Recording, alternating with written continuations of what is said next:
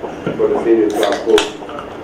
At this time, Ms. Clerk, would you call the roll?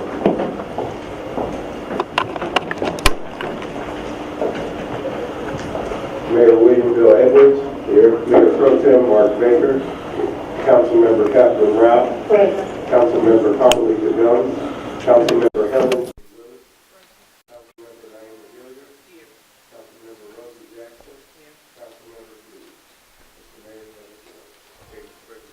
Mr. Mayor, first item for discussion is a public works model presentation, and we have the city manager.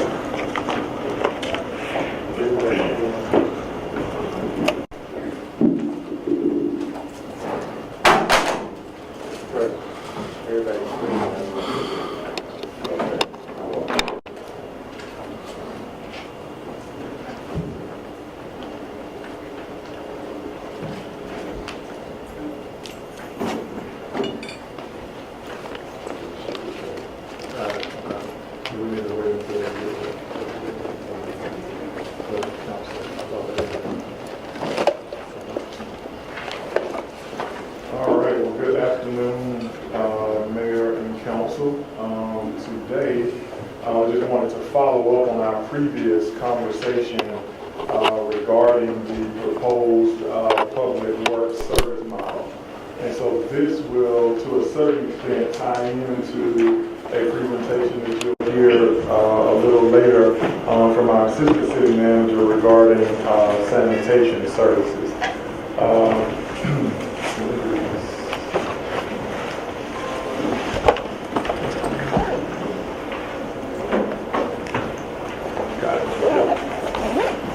And so our public works model that staff has been proposing is a hybrid model of public works. It is both general services, which is those internal services that we coordinate, which kind of relate to the management of existing city facilities, coordination of fleet and facilities management, and then a contracted model that focuses on transportation and some of the traditional public works models. And so we'll combine these field service and citizen engagement activities, including our 311 platform and predictive maintenance systems, to make sure that we keep people safe and improve the traffic flow.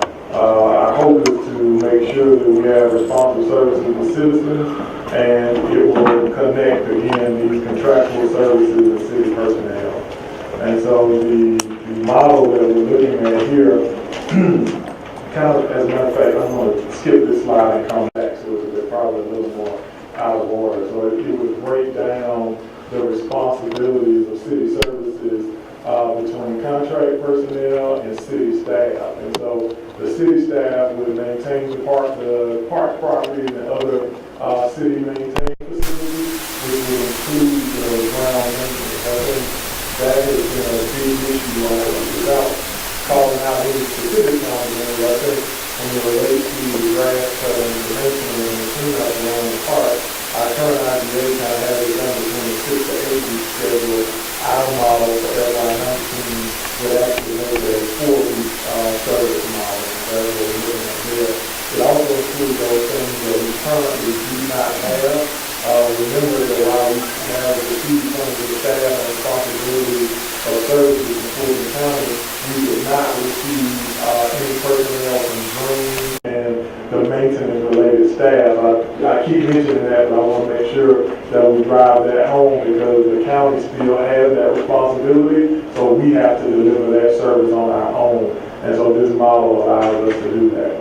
The other piece, which also related to their public works model that we also have to do but did not receive the capacity initially, is fleet maintenance. And so that includes the repair and preventative maintenance of city vehicles. And so what we have done is kind of centralize all of the folks who do that in the different departments under general services.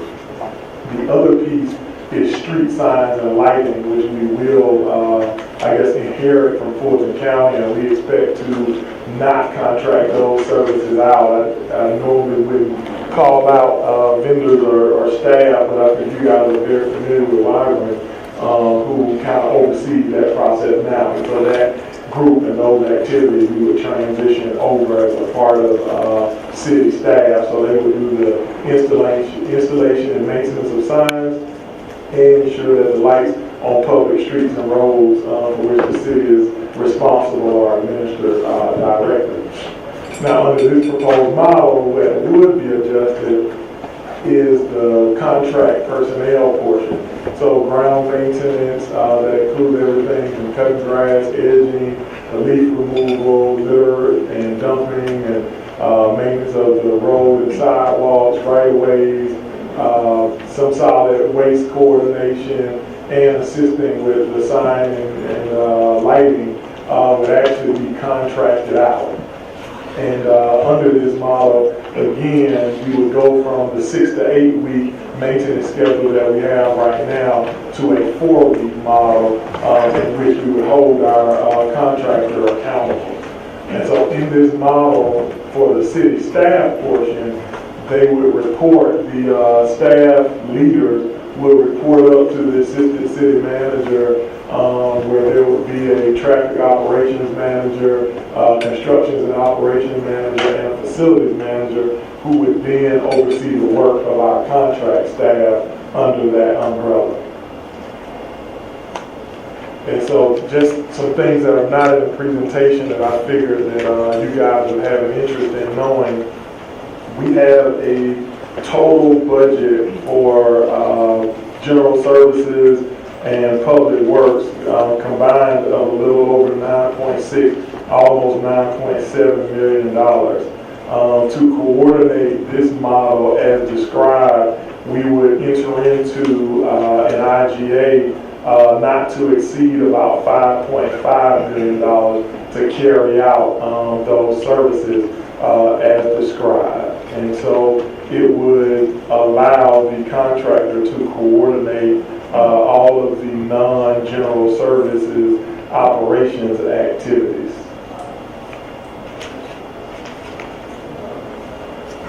And so it is on the agenda for tonight for an approval, but I wanted to do a work session so that we can have a robust discussion about it. Mr. Manager, Yes, sir. our view of leaving money is always important. Under this model, how are we poised in the event of things like nuclear weapons, things of that nature, I think, because that's a deliberate service, and when you can't deliver, people don't care about the money. Absolutely. Yeah. It would actually probably put us in a better situation to be able to coordinate that process.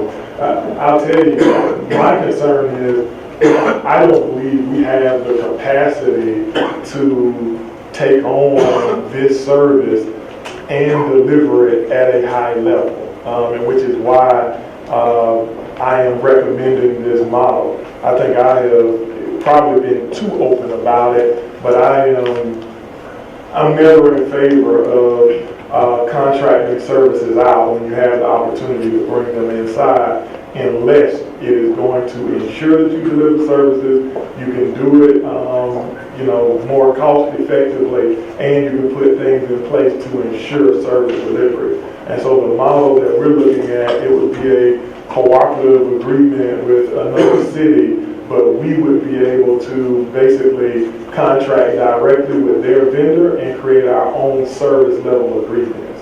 And so not only would we be able to define how they deliver the service, we would be able to have metrics that really fit the demands of our council. So I think it is a better model for us. And lastly for me, I would just like to see something in the presentation that deals with that. With the service level agreement? With the service level agreement as well, when we have it. That's always a challenge for us. So we would use the existing Fulton County, so they have a inclement weather plan. And so we would hold the vendor accountable to that plan with our edits. So it wouldn't be any weaker than the service delivery that we get now, but we would be able to increase the service levels that we want based on our agreement with them. But first we have to have an IGA in place.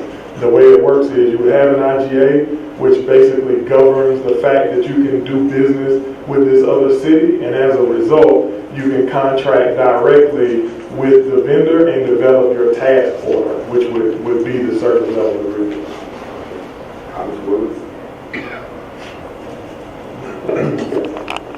So all of our T-SPLOST and projects, who would be responsible for coordinating that, making sure that it's in compliance? So we are ultimately responsible, and I would say the chief person that would be responsible would be your assistant city manager. But we would have our contractors who would coordinate the process on our behalf. Okay, so... Which is the same model that Fulton County uses. So Fulton County has someone else managing T-SPLOST and... Yeah, they have a T-SPLOST program manager, and if I'm not mistaken, I'm not 100% sure, but I'm pretty sure that they use the same vendor to deliver the T-SPLOST program. And so there is, I don't have that right in front of me, but there is a section under the T-SPLOST that allows you to use some of your T-SPLOST funds to actually hire a program manager. And depending on the city, some people hire somebody directly, others contract it out, or those funds can be utilized for that purpose. And I believe, don't hold me to it, I'll follow up with you directly, but I believe that Fulton County uses their program manager as a contract person.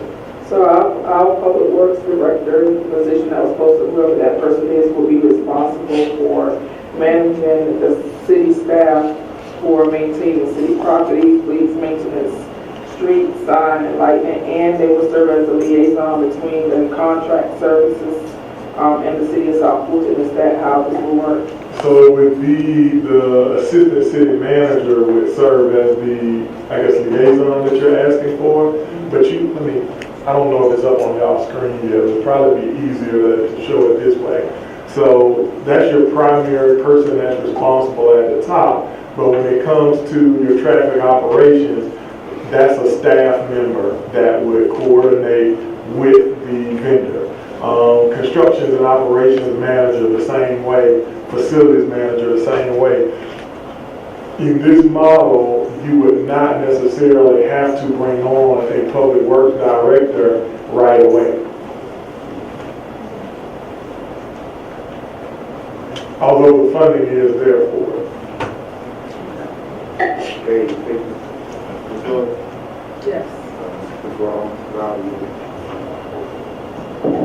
One of these things we addressed early on, I think it was back in April, moving towards the performance-based standards. And I think particularly for this, I know I would like to see, before we move into intergovernmental agreement, having those kind of spelled out around these various categories that you mentioned, from solid waste, how often in fact will we have recycling and opening other transfer stations, all of those kind of things before we move forward. So that was in the presentation last week. So it was, remember when we talked about the metrics moving from a frequency-based process to a more direct results-based. So instead of just looking at, I think what the county does now is we do 90 miles every 8 weeks, et cetera, let's say for cutting. That's one example that's just out in my head. We would go from we would move to frequency-based. And the same thing with the metrics for facilities and construction and operations is a little bit different because that I'd just like to see what it is. I mean, I understand we've had some conversation in the general, but specifically, particularly if we're moving towards dealing with a contractor on this. Well, we wouldn't do that before we did the actual, let's say, task order. So remember, the IGA is your overarching agreement that allows you to receive the service. And then based on the task order for each area, that's when you develop your service level agreement. So this person might do right-of-way maintenance, or it's the same vendor, but right-of-way maintenance. And then when you do the task order, based on that agreement, you have your measurable vendor. So it wouldn't be in the IGA, it'd be in the actual task order. Well, maybe we change the word before we execute a task. Yes. I'd like to see what the performance measurements are around these various categories. That's something I'd be interested in seeing. And I think you covered it. I had the same questions as Councilwoman Willis relative to T-SPLOST and making sure that all of that remains compliant and making sure, you know, whatever responsibilities are clearly delineated, whether it be to the contractor or whatever staff members we employ on the city, and make sure we don't, nothing lost in the crack. Correct, yes, ma'am. Ms. Jackson? I mean, you were not. That's the way it is.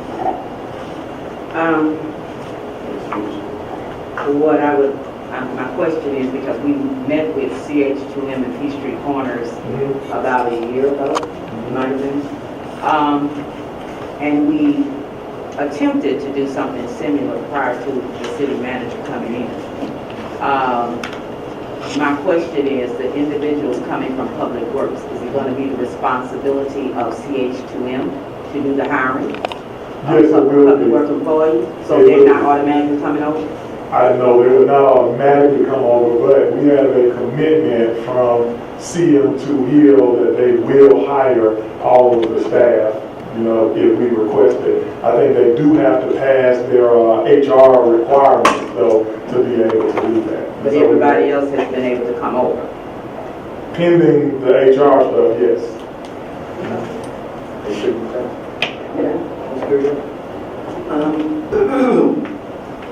The positions, I'm looking at the organization chart. So the assistant manager that is going to be over this, that position is not into the budget, correct? Yes, we hired an assistant city manager. Oh, this is not a new assistant No, manager. no, This no, is the no. current assistant. Yes, ma'am. Yes. So I just wanted to make sure that I was clear on that. But I want to go to the cooperative agreement. Okay. Because you said the cooperative agreement will be with them, and I'm assuming them is Peachtree Corners. Yes, ma'am. And that would give us the ability to contract directly with their vendor. That's right. So Yes, why ma'am. can't we contract directly with their vendor without going through them?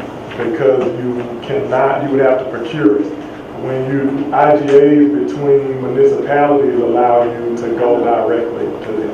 So why are we not going down the other path of not going through them, but going directly to the vendor for this? Doing the RFP You don't have the time to be able to do that and deliver the service.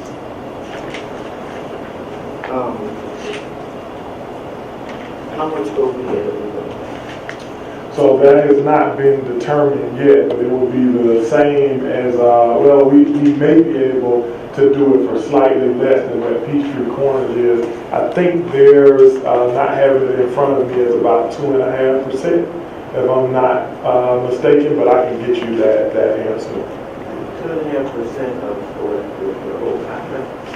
Yes. And it wouldn't be done by the contract, it would be done by the task order. And I think ours is a little less than that. I have to look at it and follow up on that. But it's the standard rate.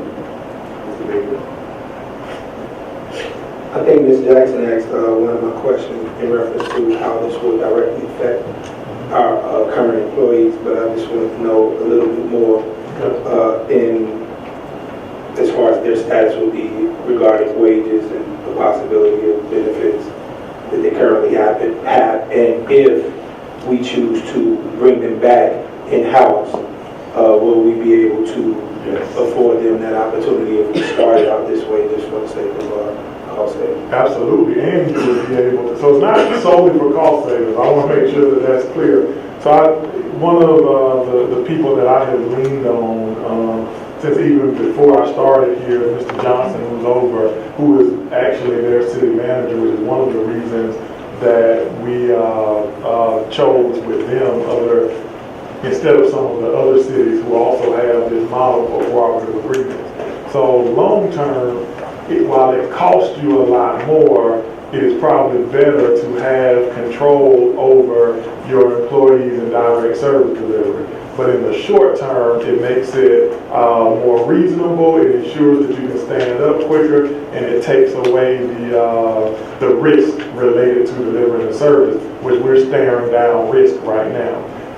But the other thing is that we have talked to the vendor as well as the city, and the vendor is willing to take on these staff persons. So I don't think that is a concern, but they also will be able to have access to the 401k and all of those other things. I'd also like to make it clear that when someone is an employee of the county and the county no longer delivers that service, then that is the end of their service and they start new with the city or whoever their new employer is. And so the benefits that they received at the county have absolutely nothing with the benefits that we provide. I think our benefits package, depending on who you ask, there are different opinions, but I think ours is just as good or better, and we're going to also have for the first time a broker which will make those things even better.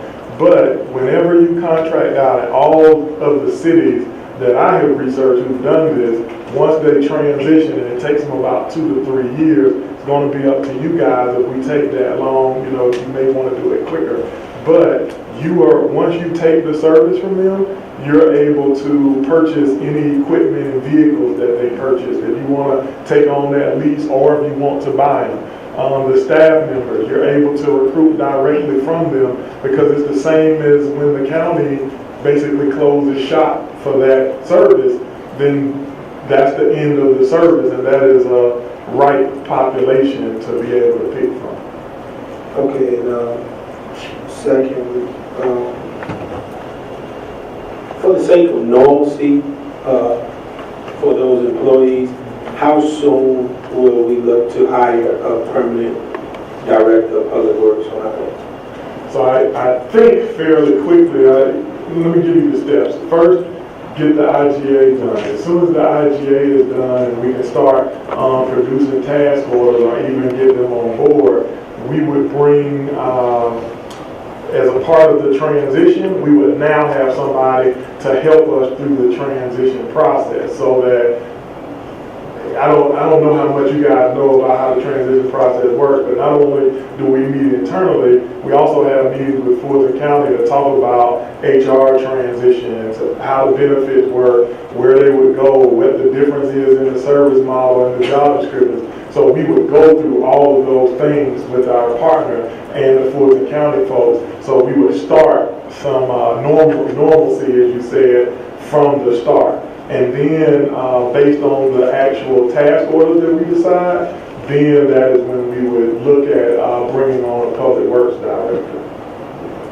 But I think we've already started that process with interviews. I think we sent you guys a notice about that and mentioned it, so that's already in the mix. In an effort of transparency, this is being recorded, and can you talk a little bit about why we're doing this? I know you mentioned that it's not all about cost, but we have to have our transition completed by November 2018. And Public Works, I know that we are talking about trying to assess the dilapidated buildings, some dilapidated buildings, some equipment that's in disrepair. So I think, I want you to talk a little bit about why this is important for us to consider this.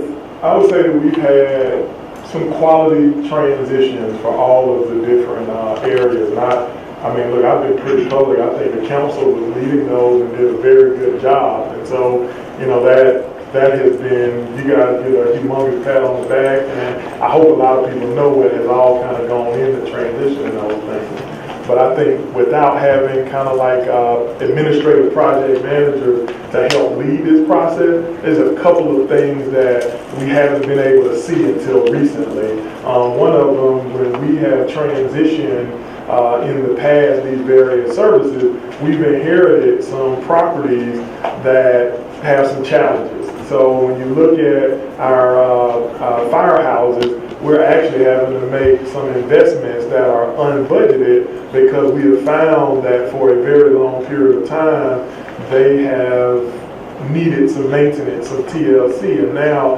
everything from roofs to remediation of mold and potentially asbestos and things of that nature in multiple buildings is something that has to be done. I think today, even on the agenda today, there is an approval, and I forget the amount, but for us just to do some emergency repairs to the roof and remediate some of those buildings. So those unbudgeted costs are not the last, you know, they're just the first.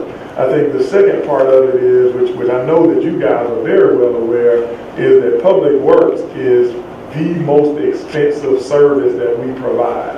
And so for me, I am trying to make a recommendation that is safe, does not provide any disruption of services, and it ensures that we're still able to provide a better level of service than we were even receiving with the county at the same or a lesser cost. And so with also, I mean, it's no secret, our council wants to make sure that those quality employees that were with the county also have a soft landing spot and are able to transition to us when the time is right. And so this does really all of those things at one time, which is why this is our recommendation. I would say from an administrative point of view though, I am concerned about our ability to deliver the service without the contract support. Any further? Okay. Next. The next item on the agenda is a legislative process presentation. Actually, we have removed that from today. I'm sorry. What happened? I apologize. For this one, it is not actually complete, and so we are asking to postpone that presentation. We didn't have enough time to complete this one prior to this work session, and so we are asking to postpone it until the next work session. Any objection? Okay. Next, Mr. Clerk. Sanitation model presentation, and we have the Assistant City Manager, Melanie Winter. Yes, I think that one works. Oh, you need to click. I'm sorry.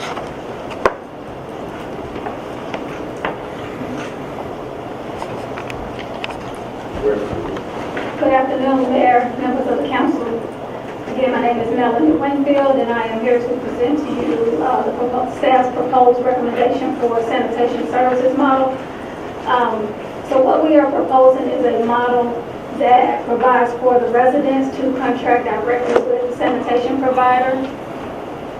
And some of the items that we considered as we wrestle with what model to propose, we looked at how could we yield a responsive solid waste services to citizens, how could we maintain our lost funding for the city, making sure that we include household trash collection, recycling, yard trimming, a public education and outreach strategy.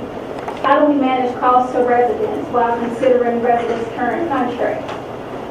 What would be the operational cost for the city to administer and manage the sanitation services, including the collecting of fees? How do we handle non-payments from citizens who happen to not pay or can't afford to pay? How do we go about making sure we have the necessary insurance to protect the city as we go about administering those sanitation services? And then also the operation of the Merck Miles and making sure that we make available a facility where citizens can dispose of bulk items. So the reason I'm here today is because about a month ago, the staff presented a recommendation resulting from an RFP. That RFP was declared a failed solicitation, and this body asked the staff to go back and come back before the council with a recommendation for how we go about addressing sanitation services in the city. So the model, again, that we're proposing is one that allows the citizens, the residents to be more in control and contracting with the sanitation service providers directly, thus removing the city to a certain extent. So the highlights of the model that we're proposing is that this model is very similar to the model that Sandy Springs currently uses. And what we found, what legal has opined is that Sandy Springs, while they don't administer the services, they coordinate and regulate sanitation services in the city. And that has been, and though they do that, follow that model, it has not resulted in any loss of their lost funding. And I know that was a major consideration for this council, is that we have to make sure we provide the necessary services so that we continue to receive those local option sales tax. Another model highlight is that it would give responsive services to the citizens. It allows the citizens to contract and maintain control of their trash collection services, again, removing the city and the need for us to contract with a third party. And pretty much, I think that's pretty much the model that's used throughout the city currently, is where the residents contract with the service providers for their trash collection currently. And so we just allow that status quo to continue on without intervention or direct intervention from the city.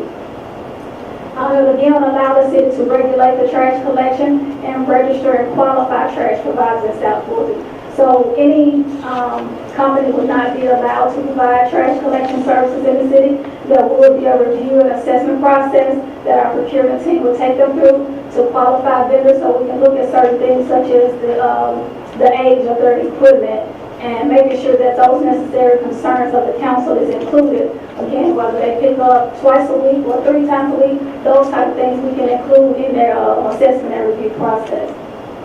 So we're looking at registering and qualifying in 3 broad categories: residential trash collection, commercial trash collection, as well as disposal. Also regulating how they go about disposing of the trash once they collect the trash, and making sure that that is handled in a humane and safe manner as well.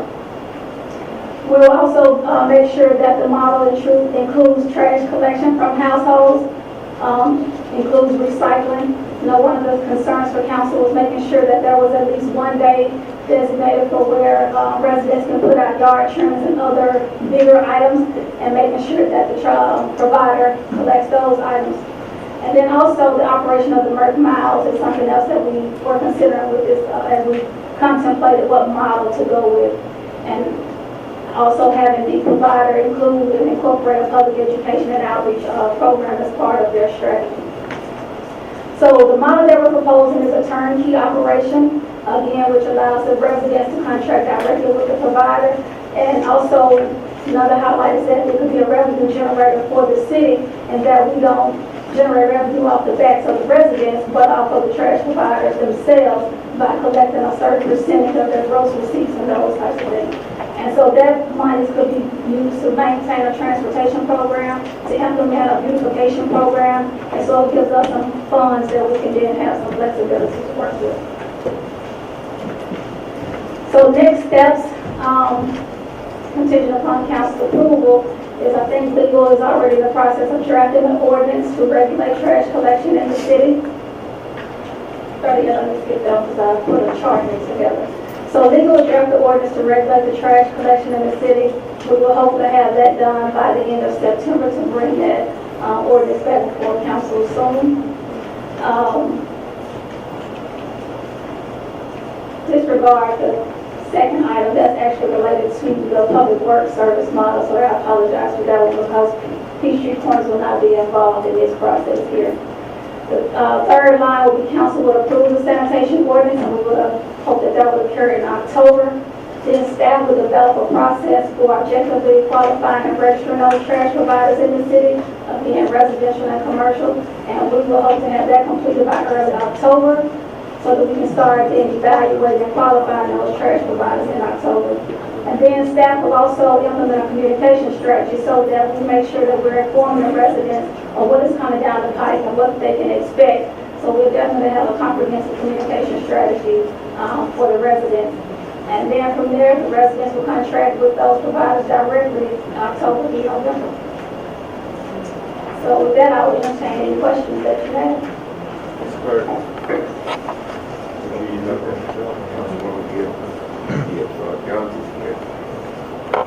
Gilliard there, and then Baker, and then, I'm sorry, Ms. Gilliard, and Mr. Baker, and Ms. Brown.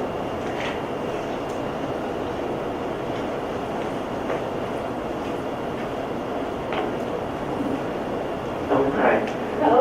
I have a couple of questions, and the first one is, we currently have $9 million budgeted in revenue for sanitation. So I want to know, and this is different than the direction that we were moving in, and I sort of think that this is sort of like the best of all worlds. But anyway, I would like to know, at this moment, do we know how it will impact that $9 million? That's one question. And the second one is, what we, or have you thought about the process we're going to go through to ensure that every person has a carrier? So there's no two. All right, thank you for those questions. So I will take the second one first, and then let finance help me with the first one.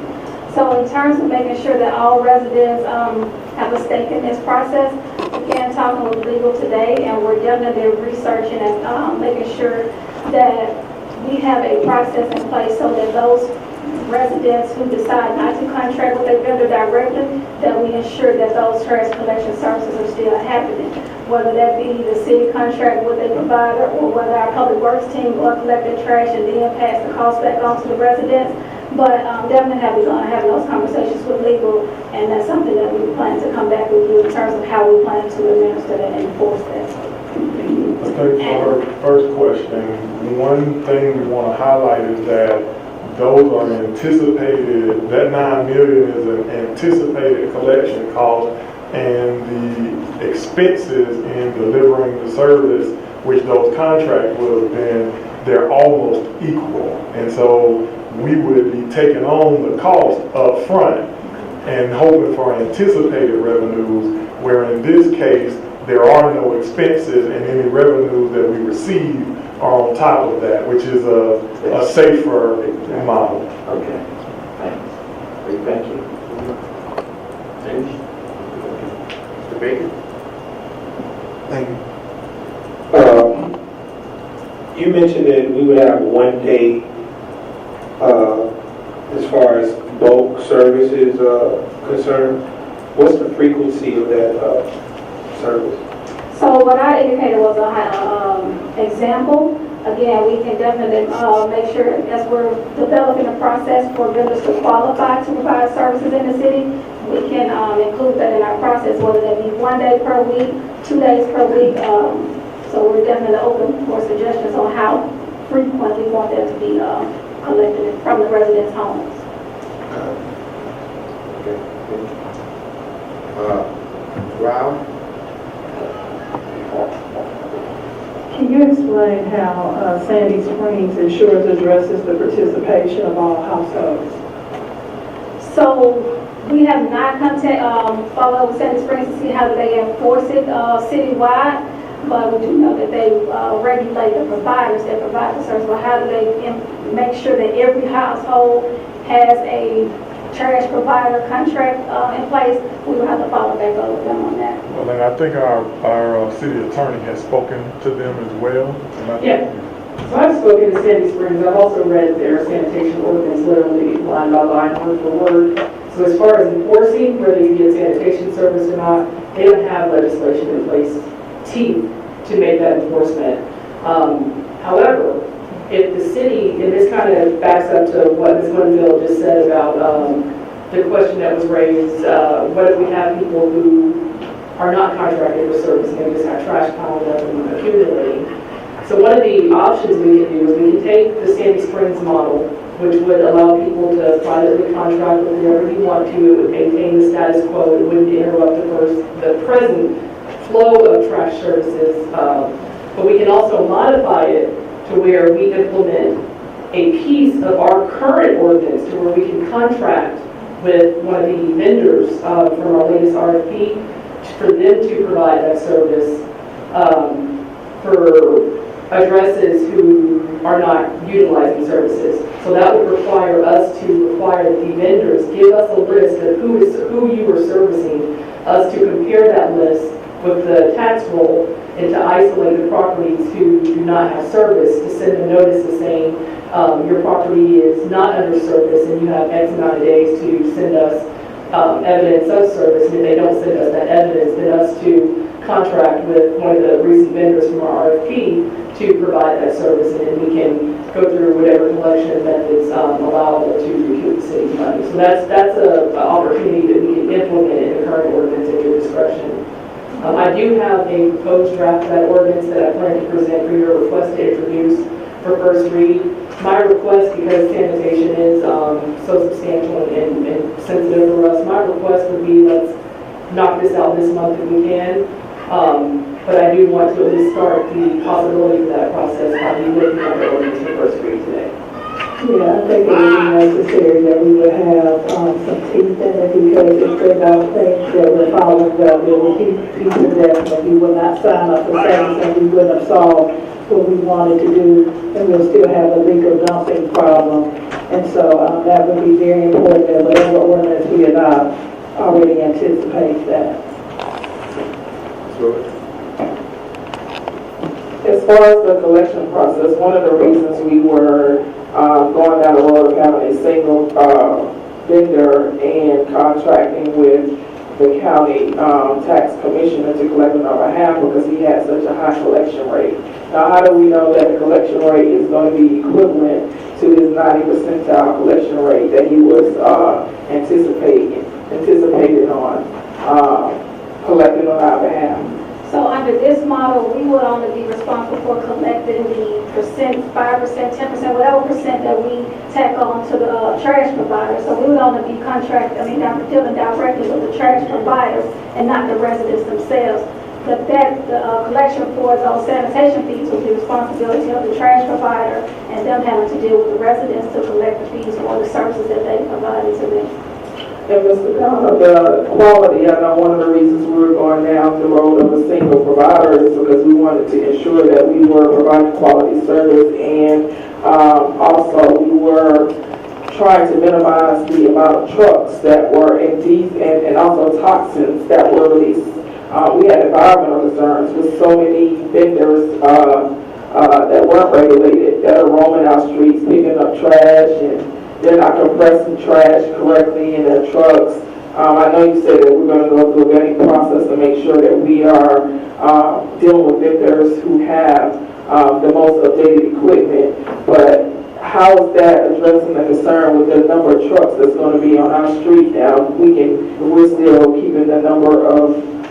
So I think when you look at this process, you actually have more control over it. It's your ordinance. You get to write it the way you want to. And so I think that's the benefit, is that how you define and how you write the ordinance is how it's carried out. And so if we look at it this way, I think, and I don't remember whose question it was, when you talk about the dollar amount related to it, where you don't have the money going out. You only have the money coming in. The same way with regulating who is allowed, you don't accept every vendor. You get to define what an appropriate vendor is. It may only be 3. It may only be 1, but your ordinance gets to define it, and then the actual vendors have to abide by that. And so I think that solves your problem, because you're in control of what those parameters are. And have we decided what the fee is going to be? So I can explain the fee slightly. So the fee under this model is everything that any servicer collects, and this is going to be commercial or residential, they're going to be required to give the city 5% of that. And then you're going to have that other subgroup who are not receiving services, who we discussed earlier, who we may just give them services anyway, and then contract with one of our recent RFP finalists to have them provide that service, and then we recruit them back in. And in that case, the fee would be whatever we charge them. Ideally, it would be more than 5%, since we have to do more work to secure those services for them and also go through the collection process. So basically, you have no upfront costs except the cost administratively to oversee this program, because you are going to have, the city is going to have to provide substantial service for this program. It's just that it's just going to be making sure that, look, you're a sanitation provider in this community. Are you adhering to every single requirement? And a good thing about this proposed ordinance is that it has a dispute resolution process where these vendors are required to have a customer service during regular business hours that addresses complaints. They're required to give us notice of any complaint that's filed, so that way when we do get notice of these potentially non-compliant vendors, we can address that, and if the council sees fit, ultimately terminate their ability to operate. Are they going to, okay. All right. So, may I miss part of your presentation, so I apologize. For the optimization of routes, will there be someone on our staff that will help? We can dictate it in the legislation, but I know there's some best practices from other cities where we could provide the optimization of routes. So then we should have, all of these trucks, or kind of eliminating the amount of trucks that are on our roads. So is that something that someone will monitor for us, making sure that they are following the routes and things of that nature? Is there going to be a dedicated staff person for that? So we plan to utilize existing staff to sort of serve as the contract administrator and monitor over the services to monitor. But then at the same time, under the proposed model that the city manager presented related to the public works model, we would also have that contractor to assist with overseeing the sanitation model as well. And one other question, I know for some of our older residents who don't like to have, a contractor to provide the service, is there a way that maybe we can position it to where we have an approved waste facility and they go to that particular location? I think in some legislations that I've read, that is something that they do for the older seniors, the older members in the community, where if they don't have I guess the trash or a different contractor, they can go to waste. Murder, and they prove like if they're in compliance, if they prove that they have they're going and their items at the waste facility for the city of South Texas. So is that something that we can probably add? We can definitely look into that, but at the same time, again, we will own and manage the process of qualifying vendors, and so we can always include that as one of the qualifiers is that they have to offer discounts to senior citizens or something to that effect. But, and also the beauty is with us looking to take over operations of Merck Miles, we can definitely look into how can we make that facility more accessible to that population. And then they'll be in compliance with, the legislation of everybody else. I mean, because we will be able to control the cost at Merck Miles again once we assess. Because right now the county has indicated that they operate Merck Miles at a deficit of $300,000. So again, we'll be able to look at their data and see what makes best sense and be most cost effective for the city. Jackson, Ms. Gilliard. Thank you, Ms. Whitfield, for your presentation. I think we're on the right track right now, allowing our citizens to choose. And I think that's what we heard coming across in the comments. They want to make their own choice as who they pick up for them. And I would also like to know who would recoup the amount from those that are not contracting with anyone. So under the initial model, we was going to be contracting with the county to where they would collect that fee when they collect the property taxes. Okay. And so if we have to go that route, then I think that would be the same model that we would approach. So we would still use Tax Commissioner Ferdinand to collect. In other words, if we have to go out and have somebody pick it up, then he would send them a bill for that amount. Yes, ma'am. We could. It's not guaranteed that we would use that model though, right? It's not, but that's the model Yeah, we're that's looking what at, so we could, if that's the route that we so chose to do. So based upon what I've heard today, then I can make amendments to the current ordinance. It allows three options if you don't privately contract. Option one would be to go yourself to a secure location to dispose of, like the Merck location. Option two would be to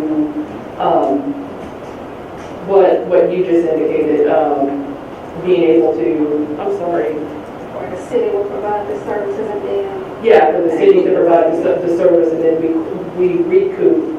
For option 3 would be where if you just ignore us completely, and you don't tell us that you're gonna go somewhere, then we start providing the service and contract with one of our contractors from the build sanitation.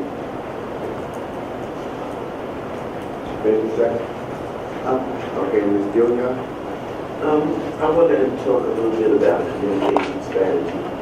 So do you think that it would come out of our public relations department where we would be contacting everyone and letting them know this is the new service and this is what's going on? Most definitely.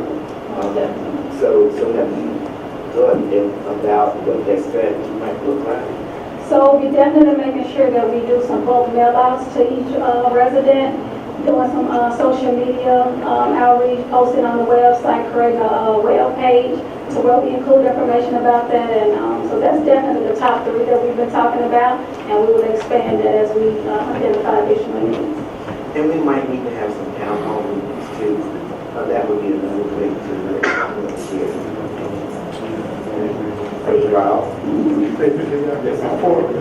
Dr. Brown, before you move forward, one other, in your ordinance or however we coordinate this, for public outreach, you can also require that as they send out their bills or their mailers, etc., that they note that requirement as a part of public education without us taking on cost as well.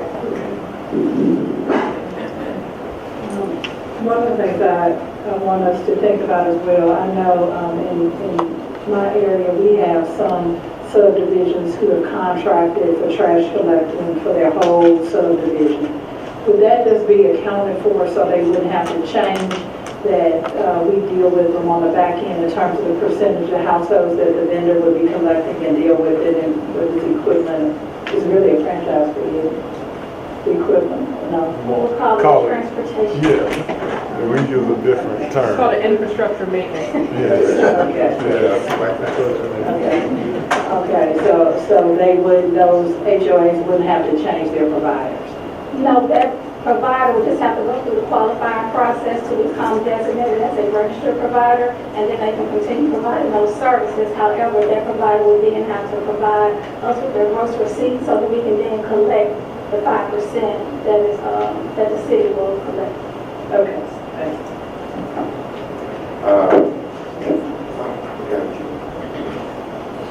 And this is there like once we release the sanitation, it'll be like an election period. So, for instance, if I already have a current provider and I don't want them anymore, I will be able to have that opportunity, or everything is on the onus of the provider.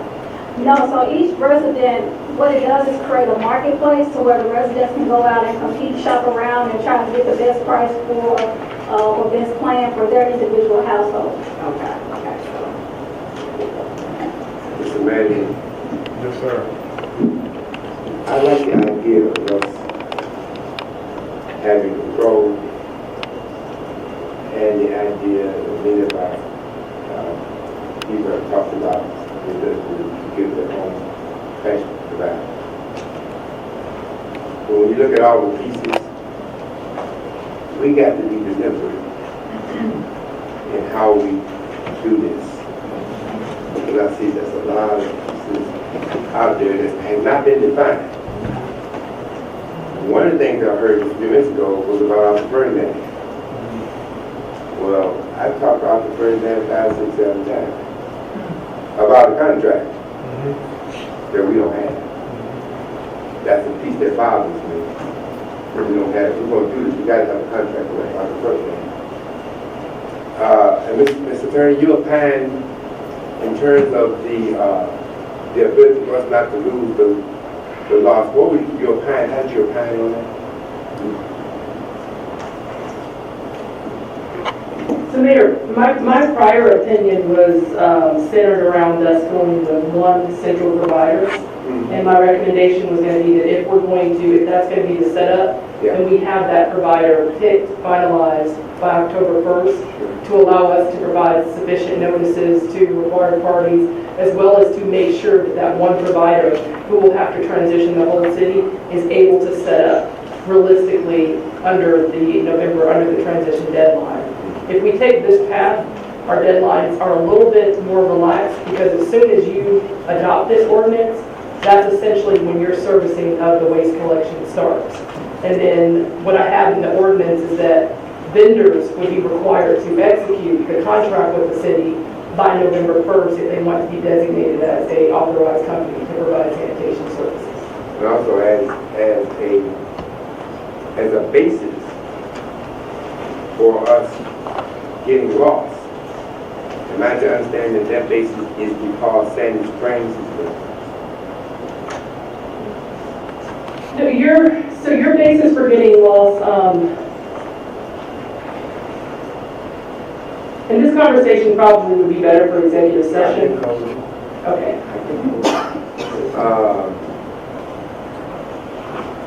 But I want to say this. My concern is, like I said, the manager this morning, and to the consistency. What did the state say? I'm going to leave that right there, and we can discuss it in the back. Okay?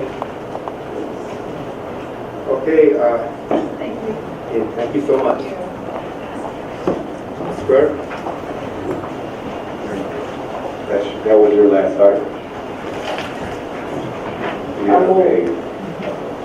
I move that we adjourn to executive session to discuss real estate personnel and litigation.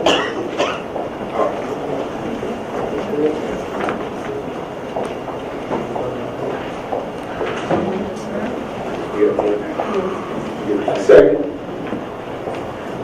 Properly moved in second. Any discussion? When are we supposed to be back? 3 o'clock. Second. Yes. In respect to the public, is it possible for us to defer that executive session to after the 3 o'clock meeting?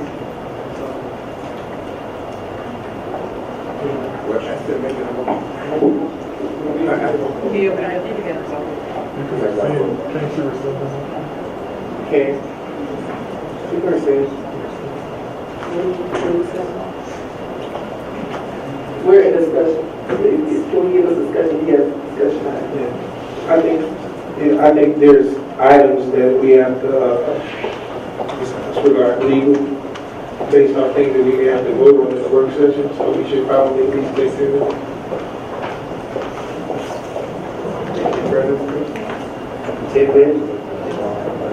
On the agenda? Yes, there is, because she's talking about adding sanitation, working on a sanitation ordinance for first read. I tell you what, we could do all this in, I think, 15 minutes, but I never session back there for 15 minutes. You're right, but you pose questions that we probably get answers to prior to vote. Sure. I have a question. So for the sanitation ordinance, I mean, this is something that we can't pull this off the agenda and hold it until we have discussion with October 1st. Well, yeah, so I put it on the day just to pass the procedural formality of you have to have 2 reads. So that way you won't have to have 2 special meetings before October 1st. But it's just the first read. Yeah, this is just the first read, and we anticipate substantial changes based on the feedback you provided today, as well as any additional feedback we get. The issue on the floor is whether it's going to executive session, how long, 15 minutes. I'm getting 15 minutes to make any motion. No, we're in the middle of So I'm in the motion for us to adjourn to executive session for. I think you can hold yourself to the time. Yeah, you can control the time. I've asked that we adjourn for executive session, we just probably need to vote. Any further discussion? I want to be mindful that when we get back to our citizens. Hearing no further discussion, let's vote. That passes.